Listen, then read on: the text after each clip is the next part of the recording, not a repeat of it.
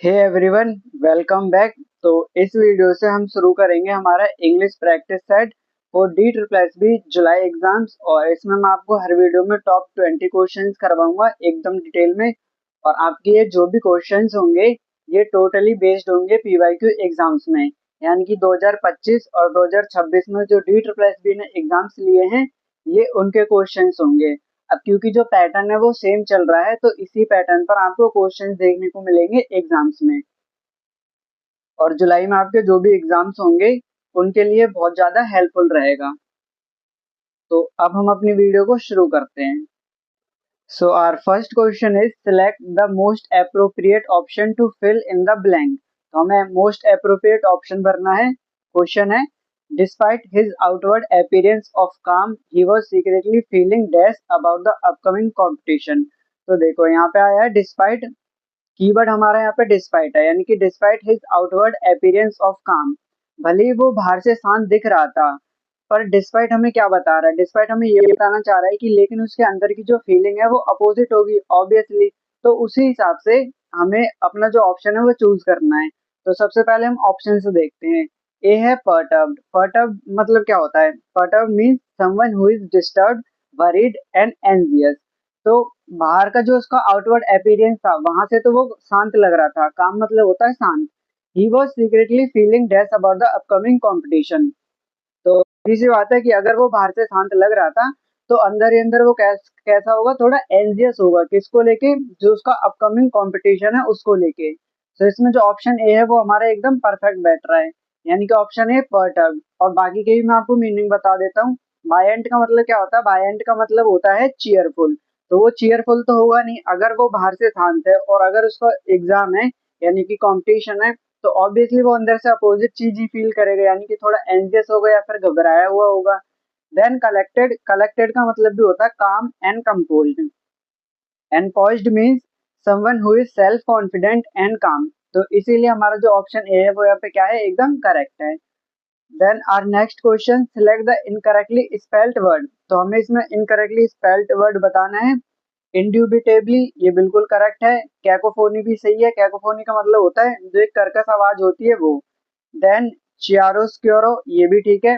पर ये जो फ्लेम है ये गलत है। फ्लेम की जो सही स्पेलिंग होती है वो होती है PHLEGM। And what does phlegm means? Phlegm का मतलब होता है हमारा thick mucus in throat and chest. जो हमारी थ्रोट या फिर चेस्ट में जो थिक म्यूकस होती है उसको हम फ्लेम बोलते हैं। तो आई होप आपको ये वाला क्वेश्चन भी क्लियर हो गया होगा। Moving to our next question, select the most appropriate option to fill in the blank. Dash complaint was filled by an employee from Dash accounts department. तो देखो सबसे पहले देखो कि ये जो कंप्लेंट है वो स्पेसिफिक है हमारी, क्योंकि फर्स्ट फर्स्ट टाइम ही फिल हो रही है और किसी स्पेसिफिक कंप्लेंट की बात हो रही है।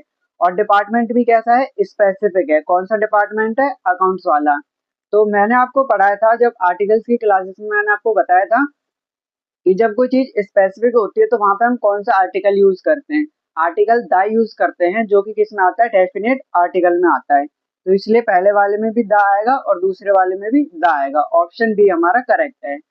Then next question, select the option that can be used as a one word substitute to describe the actor's performance. The actor's performance was so lifelike and convincing that the audience forget they were watching a play.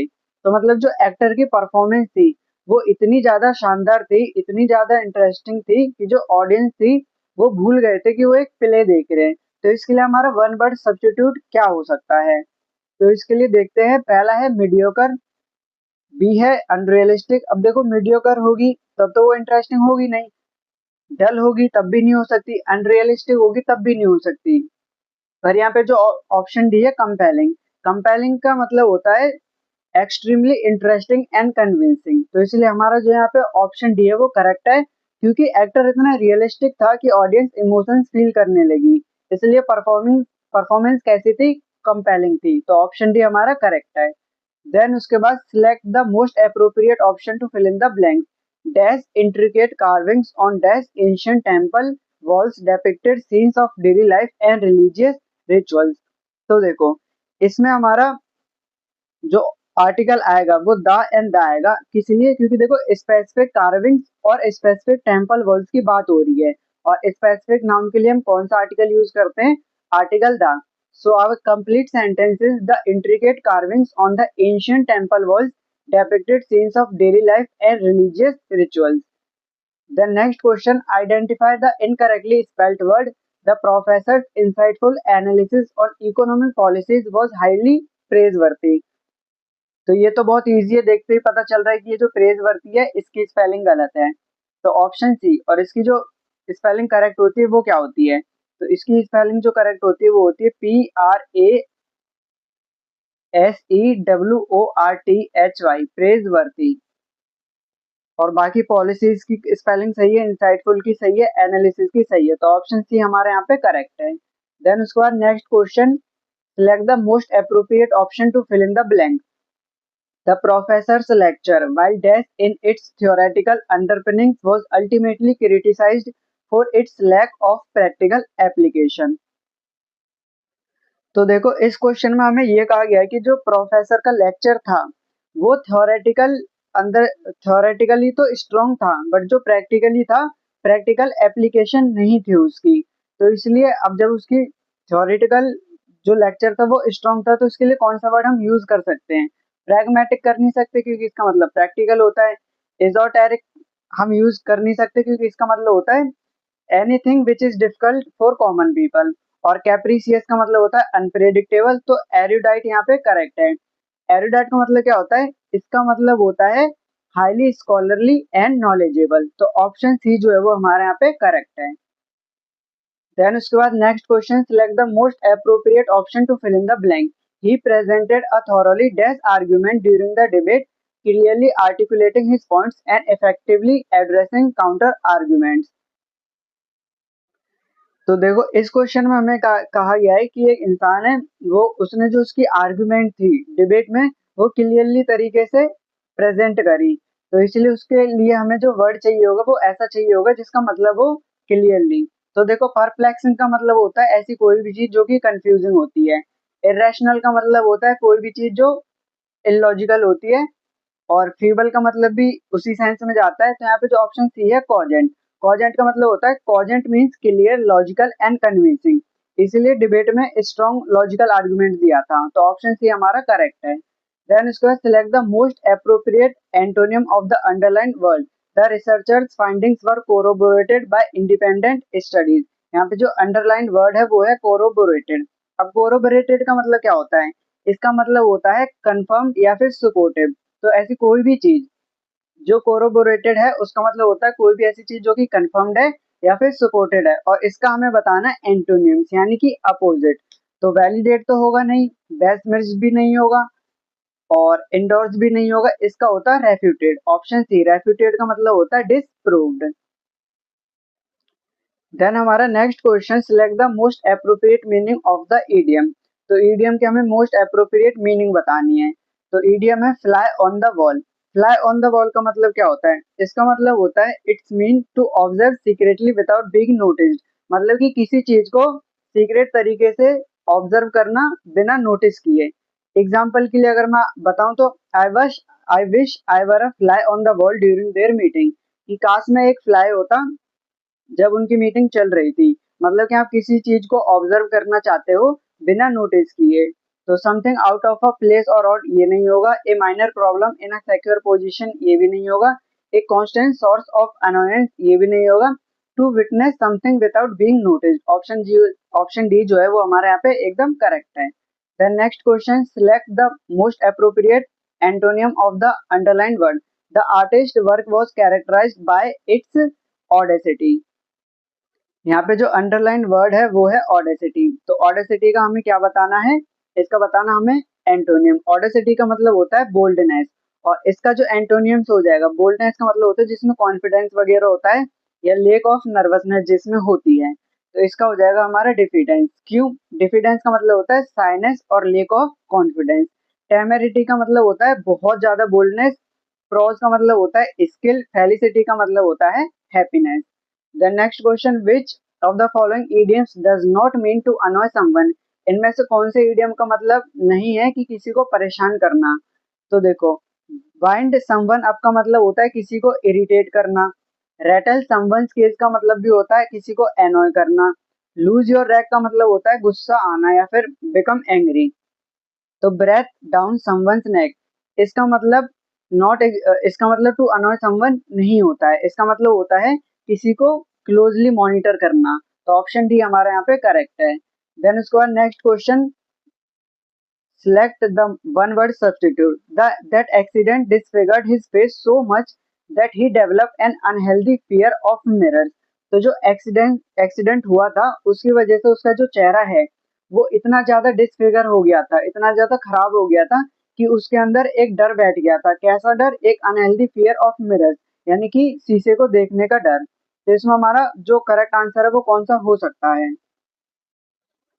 तो देखो, इज़ोप्ट्रोफोबिया का मतलब क्या होता है? इज़ोप्ट्रोफोबिया का मतलब ही होता है fear of mirror. And then next जो बाकी के ऑप्शन है मैं आपको उनको भी बताता हूँ। ट्राइपेनोफोबिया, ट्राइपेनोफोबिया का मतलब होता है फियर ऑफ इंजेक्शन। मतलब किसी को अगर इंजेक्शन से डर लगता है तो उस फियर को हम क्या बोलते हैं? उस फियर को हम बोलते हैं ट्राइपेनोफोबिया। देन नोमोफोबिया, नोमोफोबिया का मतलब होता है fear of being without mobile phone. अगर जैसे मतलब बहुत लोगों में होता है ना, अगर उनका मोबाइल फोन उनसे दूर कर देते हैं तो एक फियर टाइप होता है, तो उसको हम बोलते हैं नोमोफोबिया। देन ऑफिडियोफोबिया, ऑफिडियोफोबिया का मतलब होता है फियर ऑफ स्नेक्स, यानी जो सांपों का डर होता है उसे बोलते हैं हम ophidiophobia. Then next question, select the most appropriate option to fill in the blank. The CEO's dash leadership style characterized by bold decision making and a willingness to take risk propelled the company to unprecedented success. तो इसका पहले तो हम सबसे पहले जो sentence है इसका मतलब जानते हैं कि इसमें क्या कहा गया है। तो हमें सेंटेंस से पता चल रहा है कि जो सीईओ है उसकी जो लीडरशिप स्टाइल है वो बहुत अच्छी है, बोल्ड डिसीजन मेकिंग है। इसलिए हमें एक ऐसा सेंटेंस यहाँ पे रखना होगा जो ये बताए कि वो बोल्ड, मतलब उसकी जो मीनिंग है वो बोल्ड तरीके से जाए, यानी कि जिसमें कॉन्फिडेंस हो। तो रेटिसेंट, रेटिसेंट का मतलब होता है रिजर्व, यानी कि जो शांत होता है वो। कॉन्सिलिएटरी का मतलब होता है पीस मेकिंग, ये यहाँ पे होगा नहीं। पेडेंटिक का मतलब होता है जो ऐसा कोई भी इंसान जिसको जो स्मॉल डिटेल्स हैं वो उनके उनके साथ वो बहुत ज्यादा ऑब्सेस्ड रहता है, मतलब कि उसको हर डिटेल परफेक्ट चाहिए होती है, उसको हम बोलते हैं पेडेंटिक। तो ये भी नहीं आएगा। इसमें जो करेक्ट आंसर आएगा वो होगा ऑडेसियस, ऑप्शन डी। देन उसके बाद select the most appropriate meaning of the idiom. Idiom का मतलब हमें बताना है to paint the town red. To paint the town red का मतलब क्या होता है? To go out and celebrate in a lively and extravagant way. तो ऑप्शन जो ए है वही हमारे यहाँ पे करेक्ट है। To paint the town red का मतलब होता है बाहर जाना और सेलिब्रेट करना एकदम जिंदा दिल होके। टू कॉज अ स्कैंडल और कंट्रोवर्सी ये नहीं होगा। To engage in criminal behaviour ये भी नहीं होगा। टू रीडेकोरेट ए टाउन और सिटी ये तो बिल्कुल नहीं होगा। Then next question, select the one word substitute. One word substitute हमें बताना है the process of giving birth to a child may take hour sometimes even day. तो एक ऐसी प्रोसेस जब बच्चे को जन्म देने वाली होती है जिसमें बहुत ज्यादा आवर्स लग जाते हैं या समटाइम्स बहुत ज्यादा दिन लग जाते हैं, तो इसको हम क्या बोलेंगे? तो इसको हम बोलते हैं पार्ट्यूशन, ऑप्शन ए। और कैसेरियन, इसको इसका मतलब होता है सर्जिकल डिलीवरी। और कॉन्ट्रैक्शन का मतलब होता है जो लेबर पेन होता है ना फीमेल में, उसको हम कॉन्ट्रैक्शन बोलते हैं। एक्सपल्सन बोलते हैं act of forcing out. I hope ये क्लियर हो गया होगा। देन उसके बाद next question, select the most appropriate antonym of the underline word. The companies stringent quality control measures ensured the products excellence. यहाँ पे जो अंडरलाइन वर्ड है वो है स्ट्रिंजेंट। स्ट्रिंजेंट का मतलब क्या होता है? स्ट्रिंजेंट का मतलब होता है कोई भी चीज जो बहुत ज्यादा स्ट्रिक्ट होती है, और इसी का हमें एंटोनियम बताना है। मेटिकुलस का मतलब होता है बहुत, यानी बहुत केयरफुली तरीके से, तो ये होगा नहीं। रिगोरस का मतलब भी क्या होता है? स्ट्रिक्ट होता है। एग्जैक्टिंग का मतलब भी डिमांडिंग होता है। पर लीनियंट, लीनियंट का मतलब होता है नॉट स्ट्रिक्ट। तो यही यहाँ पे करेक्ट आंसर है। देन उसके बाद select the option that can be used as a one word substitute to best describe the magician's performance. The crowd erupted in applause as the magician pulled a rabbit from his seemingly empty head. With a flourish, he levitated a volunteer from the audience, leaving everyone spellbound. His final trick, transforming a bouquet of flowers into a flock of doves, was met with a standing ovation. तो देखो, यहाँ पे हमें इतना पता चल रहा है कि जो मैजिशियन है उसने जो ऑडियंस थी उसको स्पेल बाउंड कर दिया था, यानी कि एकदम मोहित जिसे बोलते हैं वो कर दिया था। तो जो ऑडियंस थी उसको बहुत बहुत ही ज्यादा अच्छी लगी मैजिशियन की परफॉर्मेंस। तो उसके लिए हमें एक वन वर्ड बताना है, तो इसमें से कौन सा हो सकता है। तो देखो, लैक लस्टर इसका ये नहीं हो सकता। टीडियस का मतलब होता है कोई भी ऐसा काम जो बहुत ज्यादा टायरिंग है, या फिर और मुंडेन का मतलब ऐसी कोई भी चीज जो बहुत ज्यादा कॉमन है। तो इंचेंटिंग का मतलब होता है वेरी चार्मिंग एंड डिलाइटफुल। तो मैजिशियन ने क्योंकि ऑडियंस को बहुत ज्यादा स्पेल बाउंड कर दिया था, इसलिए यहाँ पे जो इंचेंटिंग वर्ड है वो एकदम करेक्ट है। तो ऑप्शन ए हमारा करेक्ट है। देन उसके बाद select the option that can be used as a one word substitute for the given group of words. A strong verbal attack on someone or something often for political reasons. तो अगर एक strong verbal attack है, यानी कि शब्दों से अगर आप किसी पे अटैक करो पॉलिटिकल रीजंस की वजह से, तो उसको हम क्या बोलेंगे। रीजन तो बोलेंगे नहीं, ऑब्जेक्टिव भी नहीं बोलेंगे, अपोलोजेटिक तो बिल्कुल नहीं बोलेंगे, इसको बोलेंगे पॉलेमिक, ऑप्शन डी। देन इसके बाद next and last question, select the most appropriate option to fill in the blanks. This task requires dash effort than the last one. तो इसमें हमारा कौन सा करेक्ट होगा। तो ये जो टास्क है वो रिक्वायर करता है डैश एफर्ट पिछले वाले टास्क की बजाय। तो इसमें हो जाएगा हमारा ऑप्शन बी लेस। लेस किस लिए, क्योंकि मैंने आपको रूल पढ़ाया था कि लेस जो होता है वो अनकाउंटेबल नाउन्स के लिए यूज होता है, और फ्यूअर जो होता है, फ्यूअर यहाँ पे नहीं होगा, ये काउंटेबल नाउन्स के लिए यूज होता है। अब क्योंकि जो हमारा एफर्ट है वो कैसा है, वो अनकाउंटेबल है, इसीलिए this task requires less effort. तो ऑप्शन बी जो है हमारा वो यहाँ पे एकदम क्या है, करेक्ट है। तो इस वीडियो में इतना ही रखते हैं, एंड आई होप आपको वीडियो अच्छी लगी हो और समझ आया हो। अगर आपको वीडियो अच्छी लगी तो चैनल को सब्सक्राइब कर देना, और आपकी जो भी फीडबैक हो वो आप कमेंट में बता सकते हैं। तो मिलते हैं फिर नेक्स्ट वीडियो में, टिल देन टेक केयर।